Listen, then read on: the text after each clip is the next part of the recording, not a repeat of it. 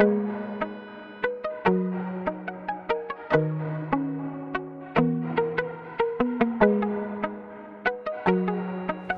my name is Kudzie Mapiye, and on this channel I do videos about my life living here in Australia, and I also share different life lessons that I've learned along the way.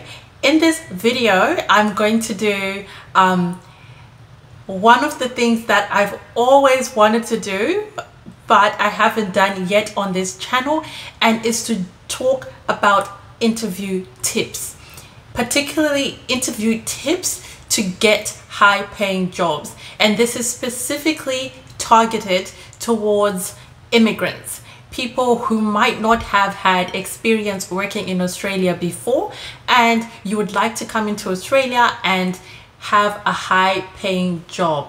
And the tips that I'm going to share with you today are drawn from my own personal experiences and things that I have tried and failed and managed to find a bit of a rhythm, and I want to share those lessons with you so that you won't have to go through a series of many failures, that you can just start landing your dream job as soon as you go for it and not have to wait years and things like that. So I'm just going to take you through my own personal journey and the lessons that I have learned.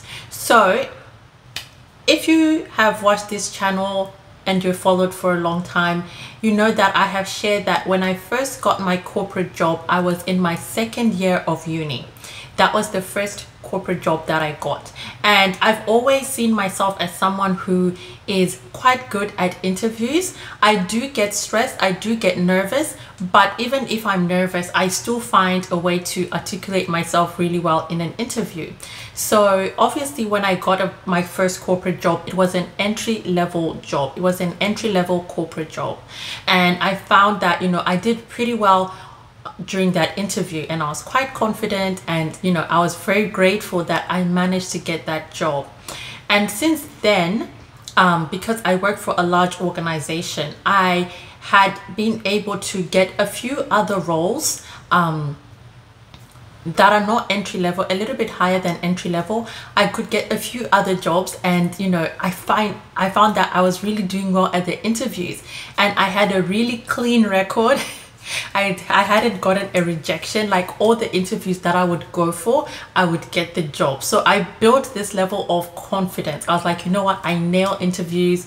I really know what I'm doing when it comes to interviews. And I had received a lot of coaching when I was first in the role, because I had a career coach, and we used to go for different training sessions on how to be good and effective during interviews. So I felt pretty confident. And then it only started at about a few years into my working life, maybe around about the 4 or 5 year mark, I started to have more aspirations. I wanted to occupy senior roles and higher level positions. And I went in there confidently, because I was like, I've never been rejected after an interview. I haven't had a rejection. I've always landed a job. Like, I just need to get to the interview stage and I know I will nail it. So I went with a level of confidence, and I was so crushed when I went for my first senior role, and I found that I failed the interview. Now, that is what I just want to hone in on during this video, is why I couldn't land that senior level role, and the difference between interviewing for an entry level role, or those just one step up from entry level, 2 steps up from entry level roles. It's very different to when you go for a higher senior role, a leadership role. And I've got 3 main tips that I want to share with you from my experiences that helped me to then get higher paying senior level jobs after that. And after that, I can say I've had a pretty clean record as well when it comes to senior roles. The first thing I want to talk about is a cultural conditioning, because during my first attempt at getting a senior role, I wasn't successful, and I went to see, my career coach, my career guidance coach, and he said to me, go and get some feedback. Call them and ask why you didn't get that role. And I tell you, that was the best thing I ever did for myself, because they gave me very valuable feedback. And I was so surprised at the feedback that I heard, because they said, you use the word we a lot. Like in your language, like in the examples, they said you performed really well. You had really good examples from the workplace and the kind of work that you had done, but it just used the word we, and we found it a little bit hard to distinguish where you took leadership, and we couldn't see whether it was just a team effort. We couldn't see you shine, like where were the leadership skills.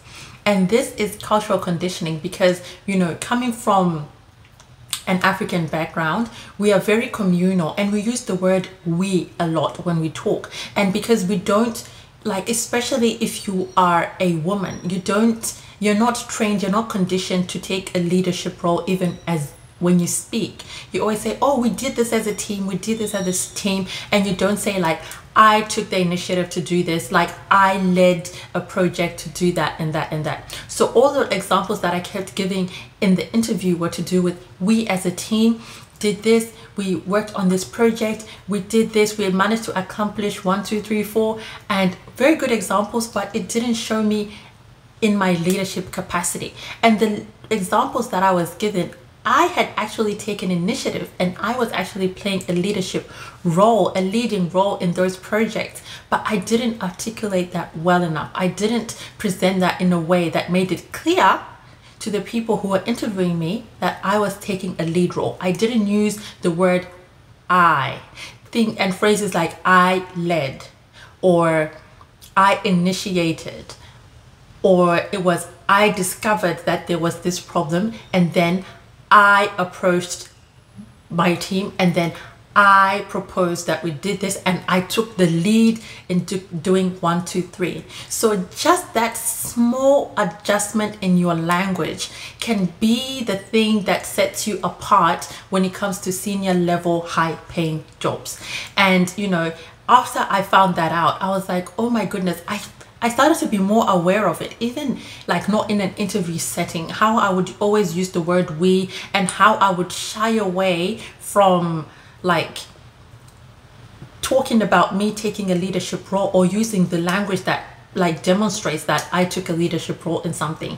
I was very averse to using the word I and lead, like I led. I felt like I was being too big-headed, but that is just conditioning, and I had to train myself to be comfortable in saying that I led things, and I, like, you know, it was my idea. I took this idea. I was the lead on this project, and it was that small distinction that made me not get the job. And I remember I was so heartbroken when they told me that, you know, between you and the person who got the job, there was very, very little difference. And we really liked you, but we just couldn't see where you had taken a leadership role. And that led me to not get that position. And it was a position that I really, really wanted at that time. You know, I remember it was a position in learning and development, and it was like a learning and development team leader.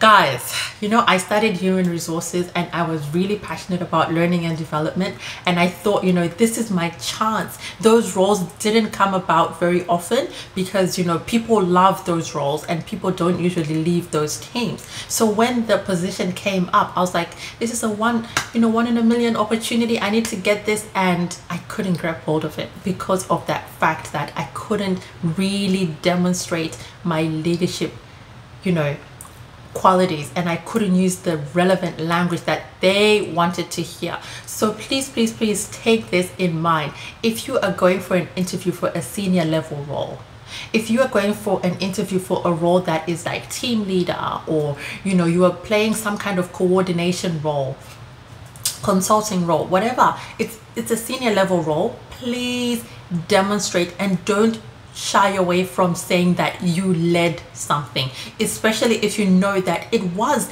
your leading that led to a positive outcome. Always use that language that demonstrates your leadership skills. So that is the first tip that I want to share when it comes to landing that high paying senior level role. And then the second thing that I want to talk about is showing your capacity to connect, demonstrating that you can make connections, especially connections with people in senior leadership and executive roles when it comes to your decision making. This led me to not get another position, which I really wanted at that time. Many others have come up that I've gotten, but at that time I thought this is my dream job and I don't want to miss out on this. And I remember that particular job was like an employment pathways coordinator, someone who coordinates like work experience for graduates and cadets in an organization and helps them to go and get work experience from different departments. That was the role that I wanted, and that was my dream role because I had entered the organization on an employment pathway myself. I entered as a cadet, which is in my second year of uni, and then I went on to become a graduate and then have a full-time role in that company. So I really thought I would have come full circle if I really get this job, and you know, the people who were my employment coordinators did such a good job, and I would love to offer those same opportunities to people. I didn't get that job. And the reason I didn't get that job was I failed to demonstrate how I make connections with senior executives and other senior leaders. And I'll show you how. So in that particular role, they asked me a question. And how I know this is after I didn't get that role, I did call them and I asked, you know, I would really value any feedback you have as to why I couldn't, you know, get the position, because I want to improve for my future, you know, applications. And they were kind enough to share with me some very valuable feedback. So they said there was one question where I didn't do very well. I scored very low, and that question was when it came to me showing how I would plan the different rotations for these students who would be in these employment pathways. In that question, they asked me, how are you going to coordinate like their rotations, and how are you going to make sure that they all get like, you know, some wholesome experience? And guess what I said? I said, you know, I will present, I demonstrated how organized I was. Like I'll present, you know, I'll make spreadsheet, I'll make sure, you know, I'll check in with the students, what they want to do. I'll make sure that everyone gets a bit, you know, gets rotated to the area that they want according to their goals. And I thought I am nailing it, like I'm really hitting the mark.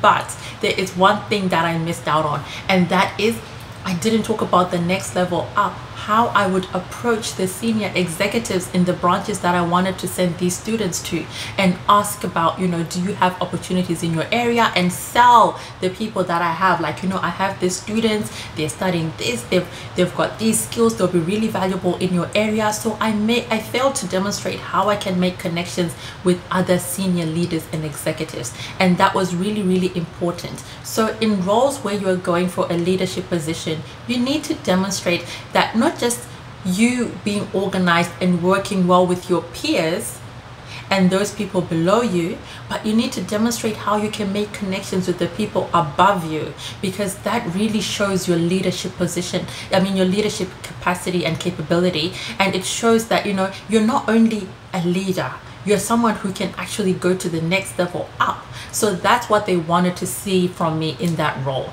and I failed to demonstrate that. And that is one important thing when you're going for leadership roles. When I learned, when I started being successful at, you know, getting these leadership roles, it was because I started to demonstrate how I can make connections with other senior leaders and with other people who are higher than my position. And when I started to do that, I started to get the job. But in that particular job, I didn't demonstrate that. And I know the lady who got that position, I've seen her in the workplace. I know she would have demonstrated that, because it's something that she does really well. And I know she deserved to get that position, and she would have really shown in that position. So that is the thing. You need to demonstrate how you can connect with people higher up. Leadership positions are all about sometimes managing up a lot, and you need to show that you are confident in approaching senior leaders, you are confident in approaching executives, and, you know, booking meetings. You can even say things like, it's like, regardless of whatever role you're going for, just demonstrate that quality of connecting, your ability to connect with senior leaders with confidence. Things like, you know, I would book a meeting, I'll request a meeting with the senior manager in that area, I would raise the concerns, blah blah blah blah blah. I would book a meeting with the senior manager, I would approach the senior manager in that area to let them know of this opportunity, of this improvement opportunity that I have. Whatever the case is, really lift your game by showing how you can connect with senior leaders, and that will really help to show your leadership qualities and that you are a confident leader and you can stand your ground, and you can stand your ground amongst people who are in higher positions than you. Because imagine you're in a leadership position and your team has a problem. They're looking to you to approach the other people higher up in order to solve that problem. If you don't demonstrate in an interview that you have the confidence to do that, they might be reluctant to give you the job. And even though you can be good at everything else, make sure you demonstrate that one important quality. How do you make connections with senior leaders and other managers who are higher up than the role that you are going for? That is the tip number 2. And finally, the third and final tip that I want to share is how you demonstrate your strategic thinking and problem solving skills. This question will come guaranteed in every senior leadership role that you go for. They want to see, how do you demonstrate your strategic thinking? How do you demonstrate your problem solving skills? It's not enough to just say, I have problem solving skills, I have excellent problem solving skills, I am a strategic thinker. You need to be able to demonstrate that. And even if you have mentioned it in your cover letter, you need to be able to demonstrate that in the interview. You need to be able to articulate how you are a strategic thinker, how you are a problem solver. And a way that you can do that is to structure your answers. When you are asked any question in an interview, structure your answers with these 3 things. Say what the problem was that you were trying to solve, say how you solved it, and say what the outcome was. Follow those 3 little points for every question that you answer. Now, I'll give you one example of a time that I was successful in attaining a senior leadership role, and the example that I used. So I had worked on this project where there was a problem with different departments having different ways of doing things, storing things in their own little containers, and they were not speaking to each other. But in those departments, they used to run similar reports at the end of the month, and they needed the same information. Now, that reporting process became very, very slow because everyone had essential information, but it was kept by either one person, single point sensitive, or it was kept in locations where other people didn't have access. So people had to send several emails, wait for responses just to get one figure in order to punch into the report, and then go to that area, go to that area, go to that area. There was no single point of truth. So I used that example where I worked in that environment, and I identified a problem where there were single point sensitivities.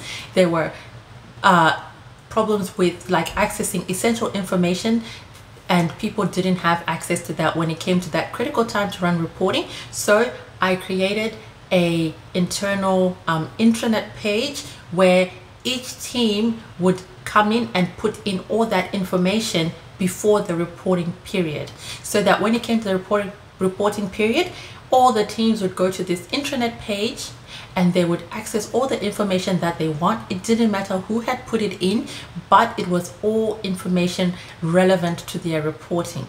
The outcome is the reporting became faster.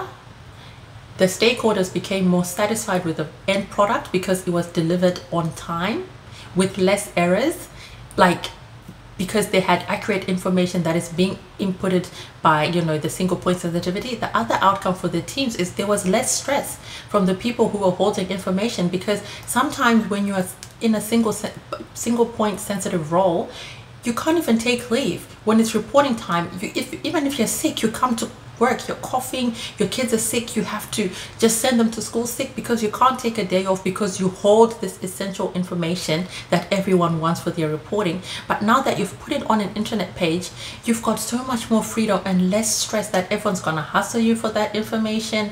You can make space for emergencies. Even if they don't come up, you have that peace of mind that if you have to respond to anything essential that is happening in your private life, you can do that without impacting the whole entire business. So that was the outcome, and I was able to articulate that step by step. This was the problem, this was the solution that I implemented, and this was the outcome that it led to. So you need to structure your answers in that way. Problem, what you did, what the outcome was. And again, remember the first point, talk about I. What was your leadership thing that you did? I said, I identified the problem. I approached the senior leaders with a solution, and they gave me the authority to create this page. And then I managed to do the work, and then I presented it to the team, and then they were able to get all these outcomes for themselves and for the stakeholders. So really show your leadership skills, really show your strategic thinking and your problem solving skills. So those are the 3 tips that I wanted to share with you today. Number 1, show that you led the team. Use words like I and not we. Second one, show how you can make connections with people in senior roles. And the third one, demonstrate your strategic thinking and problem solving skills.